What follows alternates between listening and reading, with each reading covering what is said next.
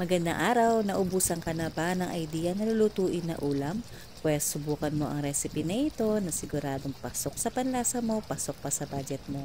Napakadali lang din itong lutuin, kaya naman tara umpisa na natin. Sa isang kawali, mag-init lang tayo ng mantika. Kapag mainit na ang mantika, igisa na natin dito yung ating sibuyas at ang bawang. Igisa lang natin yan for a few seconds.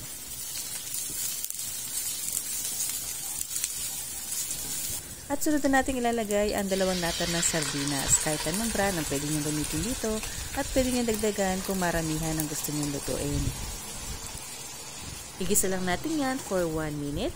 At saka na natin titimplahan ito ng toyo at paminta.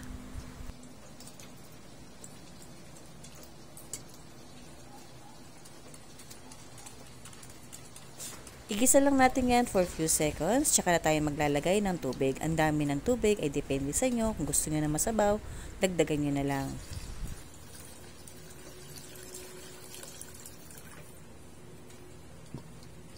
Haluin lang natin at hayaan muna natin itong kumulo.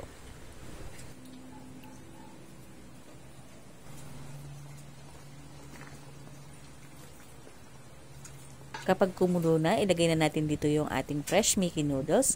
Pwede kayong gumamit dito ng kanton o kaya naman yung udong o odong. Haluin lang natin mabuti at hayaan natin kumulo ng ilang minuto.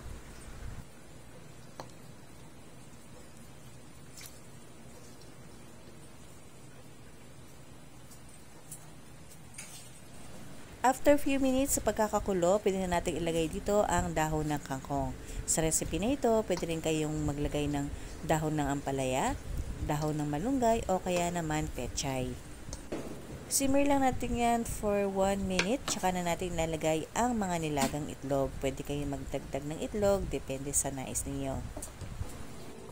Para may konting anghang, pwede kayong magdagdag dito ng siling labuyo, pero ito ay optional lamang. Pakuluan ng ilang segundo at pwede na yang iserve habang mainit pa. At kung umabot ka sa part ng video na ito, ay paki-comment na lang po sa baba kung taga saan kayo para malaman ko kung hanggang saan inabot ang video na ito.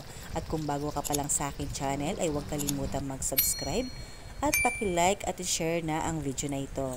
Maraming salamat po! Happy cooking!